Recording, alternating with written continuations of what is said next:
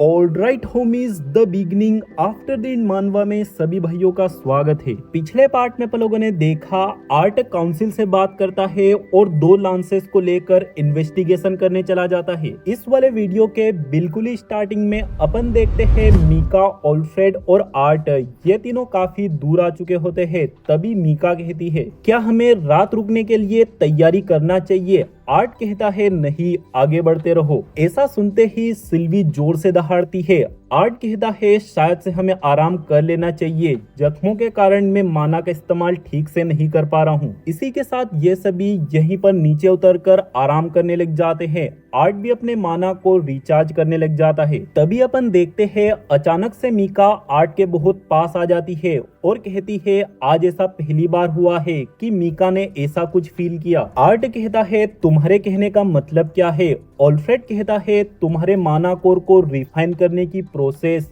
ये प्रोसेस अलग है। मीका कहती है, जब तुम माना को रिफाइन कर रहे थे ऐसा फील हुआ मीका की बॉडी तुम्हारी तरफ खींची जा रही है। आर्ट कहता है, आज से पहले मुझे कभी किसी ने ऐसा नहीं कहा, हो सकता है मैं क्वाड्रा एलिमेंटल हूँ, इसी कारण से हुआ हो। मीका हैरान होकर कहती है, क्वाड्रा एलिमेंटल? ऑल्फ्रेड कहता है, तो तुम इसीलिए इतनी छोटी उम्र में लांस बन चुके हो। मीका कहती है, सारे एलिमेंट्स को यूज कर पाने से तुम्हें कैसा फील होता है? आर्ट कहता है, मुझे अभी भी कुछ एलिमेंट्स को यूज करने में दिक्कत होती है, जैसे कि ग्रेविटी। लेकिन मेरे लिए सबसे बड़ी दिक्कत की बात यह है कि जब मैं हवा में होता हूँ उस दौरान स्पेल को सिलेक्ट करना। ऑल्फ्रेड कहता है, तब तो तुम्हारे पास ऐसे एलिमेंट्स भी होंगे जिन्हें कि तुम आसानी से यूज कर पाते हो। आर्ट कहता है, हाँ बिल्कुल। मीका कहती है, क्या तुम चाहते हो कि ग्रेविटी के बारे में तुम्हें मीका कुछ सिखाए? आर्ट कहता है, मेरे लिए ये एक प्रैक्टिकल प्रॉब्लम है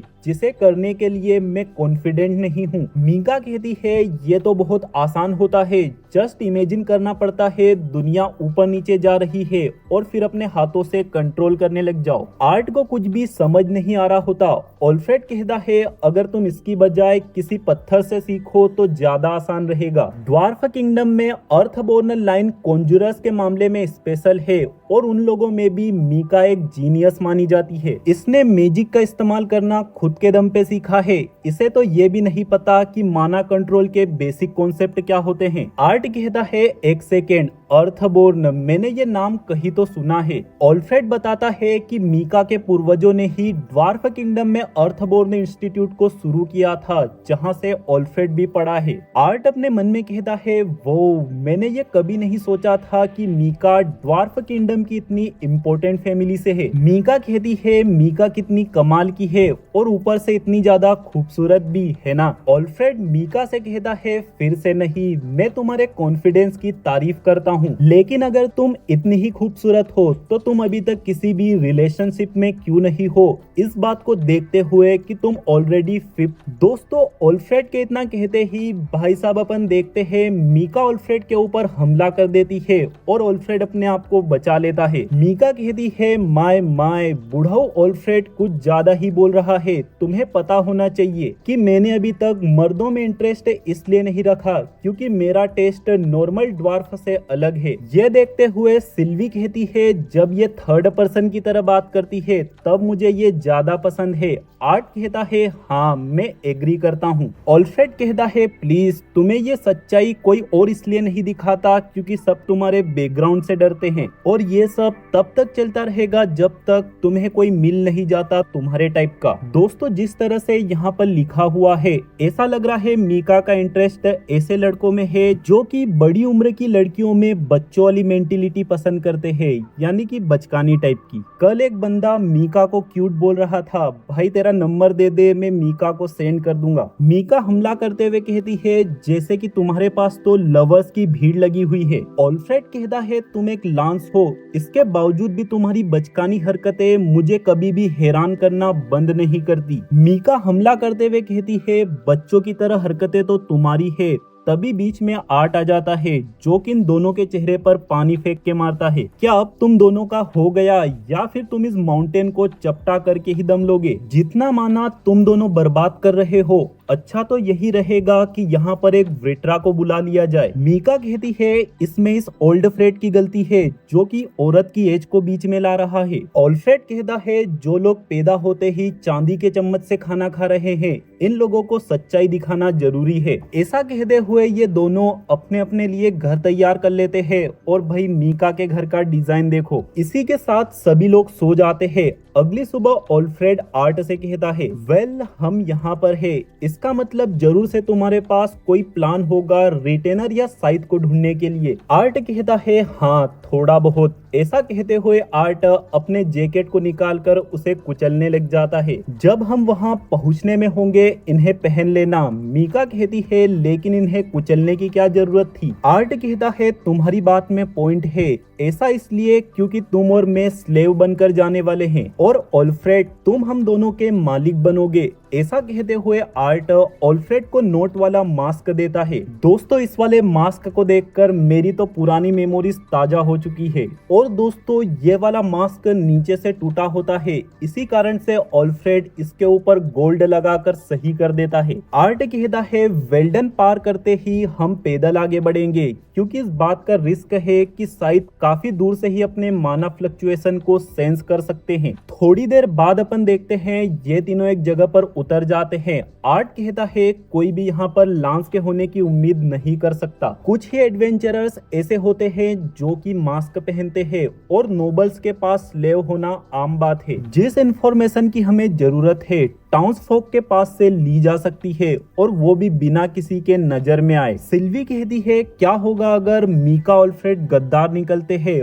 और ये तुम्हें वेट्रा के पास लेके चले गए, क्या तुम इनसे फाइट करोगे। आर्ट कहता है मुझे काफी बड़ा डाउट है, लेकिन अगर ये लोग अपना पर्दाफाश करते हैं तो ऐसे में अपन यहाँ से भाग जाएंगे। और ऐसे ही केस के लिए वीरियन ने अपने साथ एक और लांस को पीछे भेजा है। सिल्वी कहती है मैं तो उसे बिल्कुल सेंस नहीं कर पा रही, क्या ये वही एल्फ लांस है। आर्ट कहता है हाँ उसका कोड नेम फैंटेज्म है जो कि अपने आप को छुपा कर रख सकती है दुश्मनों को मारने से पहले। इसी के साथ ये तीनों थोड़ी देर में एक नदी के पास पहुंच जाते हैं। आर्ट कहता है हम मेन रास्ते पर है, इसीलिए हमें अपना हुलिया चेंज करना होगा। फटाक से मीका और आर्ट अपनी ड्रेस चेंज कर लेते हैं और आर्ट अपने आप को मिट्टी लगाने लग जाता है। मीका को ऐसा करने में प्रॉब्लम हो रही होती है। आर्ट कहता है अपन स्लेव्स है, गंदा दिखना जरूरी है। ऐसा कहते हुए आर्ट मीका को खुद ही गंदा कर देता है। मीका कहती है मीका को घर जाना है, मुझे जानना है कि आखिर मीका मालिक क्यों नहीं बन सकती। आर्ट कहता है क्योंकि तुम एक छोटी बच्ची की तरह हो। ऐसा सुनकर ओल्फ्रेड हंसने लग जाता है। फिर ये लोग चलते चलते एक दूसरी जगह पर पहुंच जाते हैं। ओल्फ्रेड कहता है ओए अब हमें कहाँ जाना है। आर्ट कहता है सबसे नजदीक टाउन तक पहुंचने के लिए इसी रास्ते को फॉलो करना होगा। तभी थोड़ी ही देर में अपन लोग देखते हैं इन तीनों को यहाँ पर एक गाड़ी दिखाई देती है जिसे कि ये लोग रोक लेते हैं। गाड़ी वाला बंदा कहता है क्या तुम लोग गुम हो चुके हो। ओल्फ्रेड कहता है हाँ हम नॉर्थ साइड पर जाना चाहते हैं, हम यहाँ पर फंस चुके हैं क्योंकि बीच रास्ते पर हम पर डाकुओं ने हमला किया जिससे कि मेरा एक स्लेव भी मारा जा चुका है। दूसरा बंदा कहता है तुमने ये मास्क क्यों पहन रखा है। ओल्फ्रेड कहता है क्योंकि मेरे फादर ने कहा था ऐसी सिचुएशन में खुद को छुपा कर रखना चाहिए। गाड़ी वाला बंदा कहता है तुम लोगों के ऊपर अफसोस है, लेकिन हमें नहीं लगता कि हमारी गाड़ी में ज्यादा जगह है। ऐसा कहते हुए ये लोग जाने लग जाते हैं, लेकिन ओल्फ्रेड इन लोगों को एक सिल्वर कॉइन की पोटली दे देता है। गाड़ी वाला बंदा कहता है इससे तुम्हारा काम हो जाएगा, लेकिन अभी भी तुम्हारे स्लेव्स को पैदल ही चलकर आना होगा। लोल गाइस बेचारी मीका के ऊपर मुझे दया आ रही है, बेचारी को कोई लिफ्ट दे दो यार। मीका फुल गुस्से में कहती है मीका उस बुड्ढे को जान से मार देगी। आर्ट कहता है बस थोड़ी देर की बात है, अगला टाउन सिर्फ 1 घंटे दूर है। मीका हैरान होकर कहती है तुम इस जगह के बारे में काफी कुछ जानते हो, कैसे। आर्ट कहता है हाँ क्योंकि जिस जगह पर हम जा रहे हैं वो मेरा होम टाउन है। इसी के साथ दोस्तों फाइनली ये तीनों आर्ट के होम टाउन एस्बर में पहुंच जाते हैं। सिल्वी कहती है क्या ये वही जगह है जहाँ पर तुम पले बड़े हो। आर्ट कहता है हाँ, लेकिन अब एस्बर बहुत ज्यादा चेंज हो चुका है ऑल्फ्रेड कहता है लगता है अंदर की साइड पर 40 लोग मौजूद है। मीका कहती है मीका 43 लोगों को सेंस कर पा रही है। आर्ट कहता है हमने डिसाइड किया था कि मैजिक का इस्तेमाल नहीं करना है, नहीं तो वेट्रा हमें सेंस कर सकते हैं। ऑल्फ्रेड कहता है इन्हें सेंस करने के लिए माना की जरूरत नहीं पड़ती। मीका कहती है ये तो एक प्रैक्टिस की बात है, लेकिन मीका सिर्फ पास से ही लोगों को सेंस कर सकती है। आर्ट अपने मन में कहता है अगर इन लोगों ने आया को सेंस कर लिया तो प्लान धरा का धरा रह जाएगा।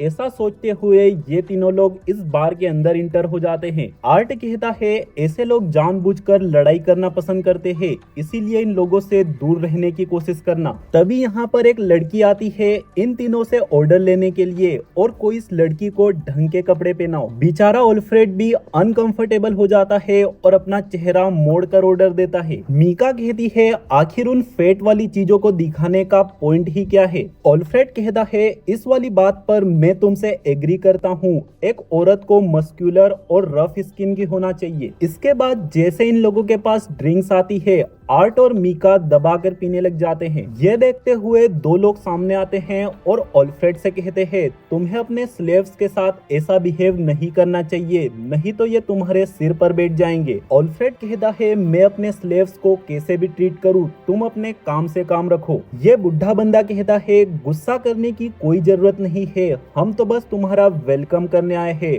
हम यहाँ के ओनर्स हैं। ये लेडी कहती है हमारे पास बेचने के लिए बहुत सारे स्लेव्स हैं, क्या तुम इंटरेस्टेड हो। ऑल्फ्रेड इन्हें मना कर देता है, लेकिन फिर भी ये लेडी कहती है हमारे पास अच्छी अच्छी औरतें और लड़कियां भी है। बुढ़ा कहता है अगर तुम इंसानों में इंटरेस्टेड नहीं हो तो हमारे पास ड्वार्फ और एल्फ स्लेव्स भी है। ऑल्फ्रेड थोड़ा सीरियस होकर कहता है मेरे हिसाब से तो काउंसिल बनने के बाद से दूसरे रेसेस की स्लेवरी करना बैन हो चुका है ना। बुढ़ा कहता है हाँ, इसीलिए तो अब इनकी कीमत बहुत ही ज्यादा बढ़ चुकी है। ये सब सुनकर सिल्वी कहती है आखिर दूसरी रेसेस के स्लेव्स की डिमांड इतनी ज्यादा क्यों है, क्या ऐसा इसलिए है कि इंसानों को खुद के लोगों के साथ गलत करने में गिल्ट महसूस होती है। आर्ट कहता है नहीं, बहुत सारी नोबल फैमिलीज इंटरब्रीडिंग करती है ताकि उनके आने वाले बच्चे ज्यादा मैजिकल पावर को यूज कर सके। ल्यूकस वाइक्स भी इसी चीज का एग्जाम्पल था।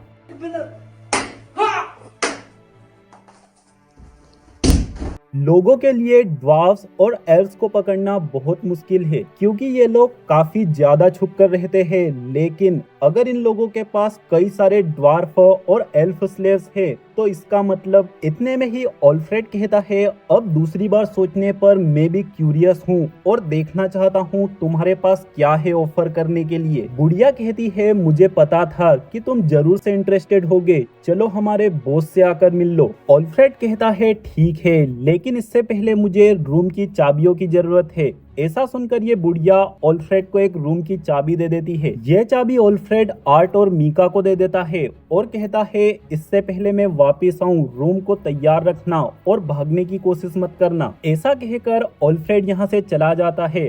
आर्ट अपने मन में कहता है ये मेरे साथ क्यों नहीं आ रही, ये अपने माना को मुश्किल से ही छुपा रही है और काफी ज्यादा गुस्से में है। ये काम करना हमारे मिशन का पार्ट नहीं है, किसी को तो अलर्ट रहना होगा। ये सब सोचते हुए आर्ट ऑल्फ्रेड के पीछे चल रहा होता है और भाई साहब तभी आर्ट की नजर पड़ती है यहाँ के बॉस के ऊपर। आर्ट इस बंदे को देखकर हैरान हो जाता है क्योंकि ये बंदा कोई और नहीं बल्कि सेबेस्टियन है। दोस्तों उम्मीद है तुम इस बंदे को भूले नहीं हो, ये वही बंदा है जो कि सिल्वी के पीछे पड़ा था। सेबेस्टियन ऑल्फ्रेड से कहता है मैं तुम्हारे मास्क के बारे में जानना चाहता हूँ। मैंने कई सारे एडवेंचरर्स को देखा है जो कि ऐसे मास्क पहनते हैं, लेकिन किसी भी नोबल को नहीं देखा। ऑल्फ्रेड कहता है तुम्हें इतनी आसानी से कैसे पता कि मैं एक नोबल हूँ। सेबेस्टियन कहता है वेल, एक नोबल दूसरे नोबल को आसानी से पहचान सकता है और तुम्हारे मास्क पे लगा गोल्ड रियल गोल्ड है। ऑल्फ्रेड कहता है मुझे भी लगा ही था, तुम्हारे अपीयरेंस को देखकर तुम यहाँ के नहीं लगते हो। सेबेस्टियन कहता है तुम एक स्मार्ट आदमी हो, अब मुझे बताओ कि तुम्हें कैसी लड़की चाहिए। ऑल्फ्रेड कहता है तुम्हें ऐसा क्यों लगता है कि मुझे लड़की ही चाहिए। सेबेस्टियन कहता है क्योंकि मेरे साथियों ने बताया कि जैसे उन लोगों ने एल्व्स और ड्वार्फ्स का नाम लिया तुम्हारा चेहरा खिल गया। वैसे मैं जज नहीं कर रहा, लेकिन पैसे और पावर का फायदा ही नहीं होता अगर तुम उसे अपनी इच्छा के अनुसार यूज नहीं कर सकते। इतने में ही ऑल्फ्रेड चिल्लाकर कहता है, हाँ बिल्कुल, वो नोबल औरतें मेरी तरफ नीची नजरों से देखती है क्योंकि मेरे चेहरे पर एक स्कार है। जब मैं छोटा था मेरे घर में आग लग गई थी, तभी ऐसा हुआ और इसी कारण से मेरी हाइट भी छोटी रह गई क्योंकि मेरे पैरों में भी चोटें आ गई थी और आज मैं अपने स्लेव से भी छोटा रह गया हूँ। सिल्वी और आर्ट को ऑल्फ्रेड की एक्टिंग बहुत बढ़िया लग रही होती है। तभी सेबेस्टियन कहता है, जब मैं रॉयल फैमिली के लिए काम करता था कई सारी औरतें मेरे साथ बेड में आना चाहती थी,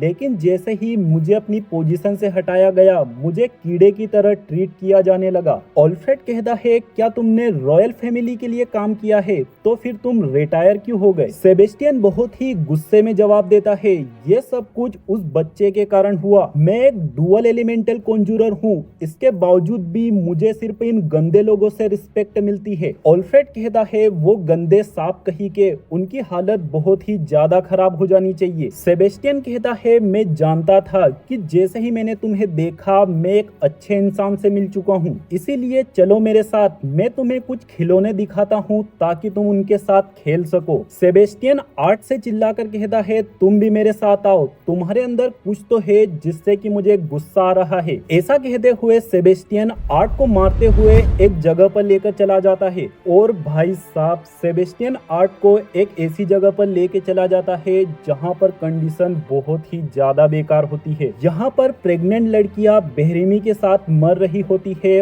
और स्लेव के साथ बहुत ही गंदा ट्रीट किया जाता है। भाई साहब दोस्तों, जो ये लास्ट वाला सीन है इसकी वजह से इतनी घिनौनी फीलिंग आ रही है कि मतलब मैं बता नहीं सकता। सैडली इस वाले वीडियो को यहीं पर खत्म करना होगा और अगला वीडियो मैं कल ही 8 बजे डाल दूंगा, जिससे कि सभी को पता चलेगा कि आगे क्या होता है, आर्ट और ऑल्फ्रेड कैसे रिएक्ट करते हैं और क्या करेंगे सेबेस्टियन के साथ। ये जानने के लिए चैनल को सब्सक्राइब करके बेल आइकन को ऑल पे सिलेक्ट कर देना। मिलते हैं कल के दिन 8 बजे। Bye bye.